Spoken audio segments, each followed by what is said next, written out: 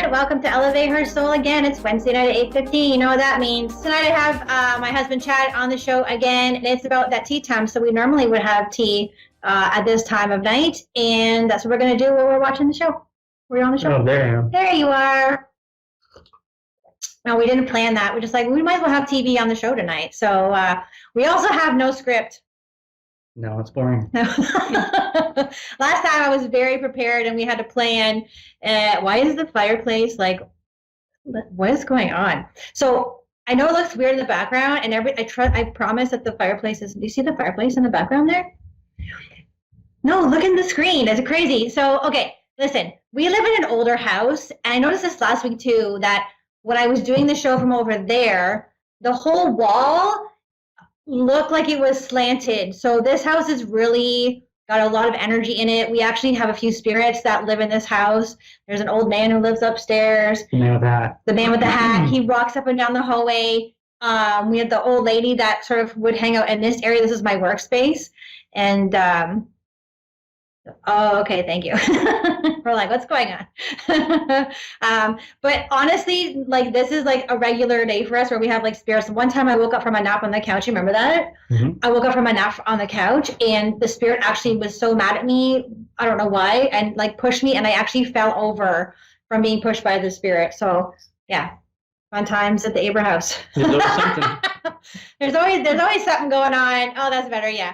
I'm like, is there a vortex in the house? Yes, there's a vortex in the house. Lots of energy, and lots of, not mostly when we first moved in, right? Yeah, it was weird. Yeah, it was weird when we first moved in, and I got used to you. Yeah, then we had a little chat with the spirits, and then they're like, okay, you can live here. It's okay. Mm-hmm. Yeah. Anyways, we don't need to talk about that. But what I wanted to do is have Chad on again because, well, he's off tonight, and he was a great guest last time, don't you think? We had a lot of good feedback from having Chad on the show, and it's really cool to get a guy's perspective on all things spiritual, right? You don't see a lot of dudes being open, and so we would like, I'm gonna let Spirit take over this and let Chad tell us some cool things about a masculine perspective of the spirit world, of the spiritual awakening, of what you're kind of going through, so that we can help other maybe people's husbands who are watching, our partners that kind of want to know what it's like as a male waking up. That's what's happening with you right now. Mm-hmm. It's kind of unplanned. Yeah. You just sort of figure it out as you go. I don't know if I've been meditating.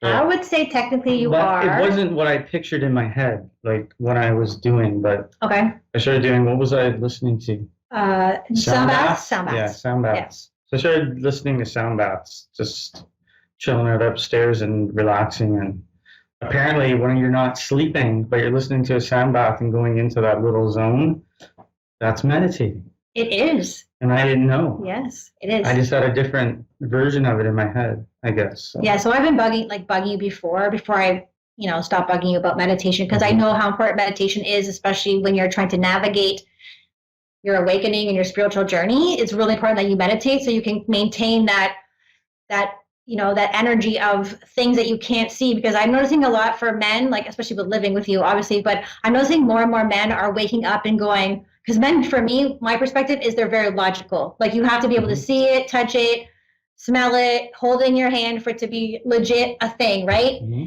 And lately, more and more men have been coming for readings, which I think is amazing. And everyone is just like, more and more men are waking up, which is what we need. It's usually the women are all like so open to everything, but guys are like, well, I can't see it. But you can't just sit there and say, I'm going to wake up. It's not. No. I think that's what I was trying to do. I was trying to like force my brain to change channels, kind of, sort of. Okay. And it's like everything, right? Sometimes it just sort of goes when it's going to go. Yeah, it's not something that you can force. It's like sure. The harder you force it, the harder it is to make it happen. Yeah, right? So you can't force an awakening. It just, which spreads into other parts of your life where you just have to let go. Yes, letting go, isn't that a fun topic? Try not to drive the route so purposefully. Yes. So. Yes. So meditation, so you're meditating, so you're saying that you didn't think you were meditating. You expected it to be something different. Is that right? What did you expect it was going to be like? I always think of like my dad going, oh. No, it wasn't that. But I just pictured what you do when I walk in by accident. Yeah. When you're meditating upstairs or something. Yeah. It just wasn't I don't know. I don't know what I had. What do you think I'm doing up there, though? Like, I don't know. I don't know. I know what you're doing, but yeah, like what it anyway. looks like. So I Yeah, I lie know. down. Yeah, I lie down to meditate. So it probably looks like I'm sleeping, but I'm not sleeping. So meditation, if you guys are wondering how that works, some people have trouble meditating, especially if there's guys watching. It's like you're not quite asleep, but you're still awake. You're kind of in between states. Is that See, when I started doing it, I wasn't trying to meditate. I wasn't going upstairs saying, I'm going to meditate. Right. It was, I'm just going to go upstairs and relax. And then I liked that sound bath that you had put on with the ocean in the background and whatnot. I like that. So I would put it on. And then it's like I said, when I came downstairs to you, so you were like, well, did you have a nap? Like, well, I don't think I had a nap. It didn't seem like it was a nap, but I'm not really sure what it was. Yeah. And so you told me when you let go of trying to make it look like something or control it, it happened. Yeah. But it was just weird, right? Because we can all use that lesson. Yeah. So right now in our current situation, we are in a big change and we are going to move. So right now with the crazy energy, the big lesson for me personally, it always brings up is the sense of control. So I'm trying to make things happen. I'm trying to make the house come. I'm trying to email like crazy, make things happen, when really I teach personally to everyone else that it's about letting control and surrender. And I'm having a really hard time with that. So it's a big lesson for both of us where you're like, okay, we think things should look a certain way, but as soon as you go, oh, wait, what if I tried this instead of trying to make things happen, then it's going to happen. Mm-hmm. So as soon as I did that tonight, we started getting into this offer energy, right? So it just, you've got to notice if you're trying to make things happen and how things are supposed to look like and sort of let things happen naturally. It's like you're sort of trying to chase something. And it's like the harder you chase something, the harder it is to catch it. You just have to, I mean, you can still go a certain direction, but you just have to give in to not being able to try to control every little dynamic of everything involved. Yeah, that's a hard one for a lot of people, not just us. It's really hard for a lot of people they like to make things, they have this mindset. But it's a guy thing too, though. It's a guy thing, It's like we like to think we have control over everything, right? Like, I don't know. It's like a mindset, so. So you're saying you had to change your mindset? Yeah. Oh. Yeah. I'll say yes. Yeah. But it's a lot less stressful too. Like, it's weird, but I don't know, it's hard to explain. It's like, because I know I've changed lately. I don't know like what time frame, but just lately. But I can feel it. But it wasn't like I sat down and I said, okay, well, I'm gonna let go.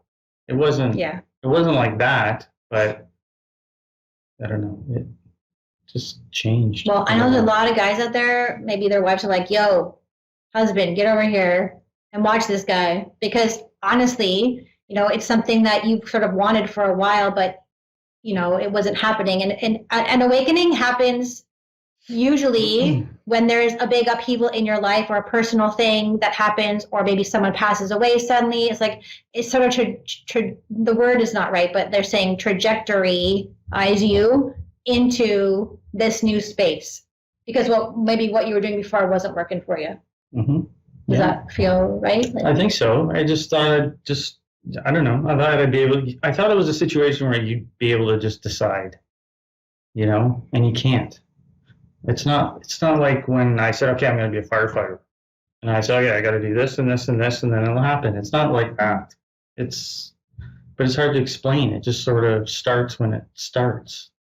Yeah. I don't know. I mean, I think you have to have some bit of purpose or direction or intent, but it still takes its time. Like, do you have a why? I always ask people, my students in my classes, what's your why? Like, what's your why for being here? What was your why for maybe hoping that was going to come?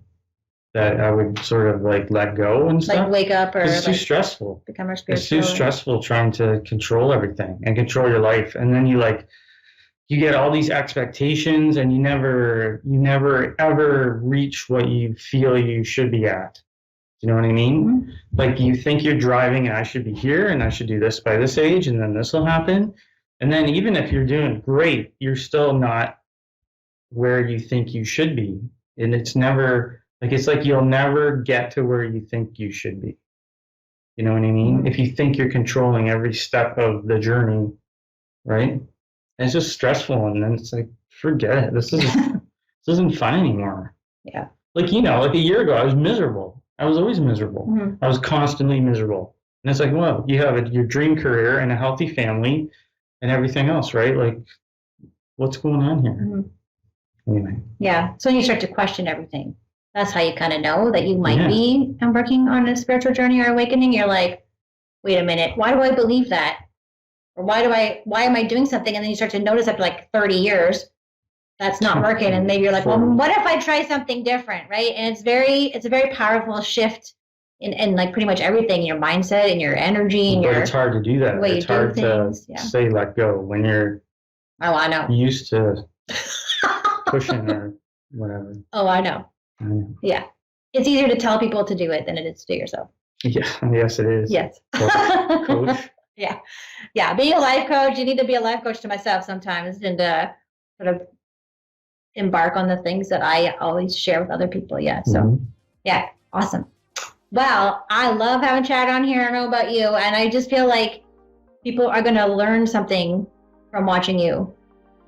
Something's going to resonate. Because last time I got some messages that were like, I'm really glad that you had Chad on there because I want like a guy's perspective of what's sort of happening.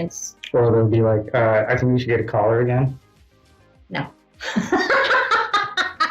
No, for me, the caller is stressful. I'm like, oh my God, I don't know who I'm going to get. It's not playing. I can control this. Like, we're going to stay at this. Yeah. Yeah.